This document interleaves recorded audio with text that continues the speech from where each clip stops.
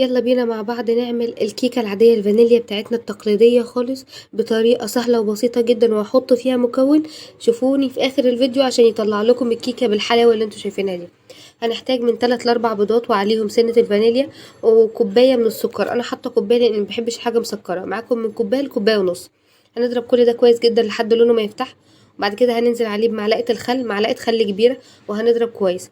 وهننزل بنص كوباية من الزيت سرسوب بسيط زي ما انتوا شايفين كده. وانا بنزل السرسوب ده هنقلب برضو بالايد التانية، نقلب وبالايد التانية ننزل بسرسوب الزيت. قلبنا كله مع بعضه. هننزل بكوباية كبيرة، كوبايه مليانه من اللبن، يا زبادي يا لبن رايب، اي حاجه المتوفر عندكم. وبعد كده هننزل ب3 كوبايات من الدقيق محطوط عليها باكو بيكنج باودر ورشه الملح بتاعتنا. هننخل كل ده على الدقيق وبعد كده هنقلب كويس جدا كله مع بعضه، وهنلاقي القوام بتاعه تقيل، تقيل عن المعتاد، مش الكيكه بتاعتنا العاديه. هننزل بقى عليها، ودي التكايه، بنص معلقه صغيره من البيكنج صودا. وهننزل بنص كوبايه من الميه السخنه، ايوه نص كوبايه من الميه السخنه، هي اللي هتطلع معايا الكيكه زي ما انتوا شفتوها كده. وهندهن القالب بتاعنا بالزيت، وهنحط الخليط بتاع الكيكه. وطبعا نكونوا مشغلين الفرن على درجه حراره 180، ونحطها في الفرن. هتطلع معانا بالشكل ده، وطبعا مفيش احلى من كده. وان شاء الله انتظروني قريب، هنعمل مع بعض تورته. وما تنسوش المتابعه عشان يوصل لكم كل جديد. باي باي.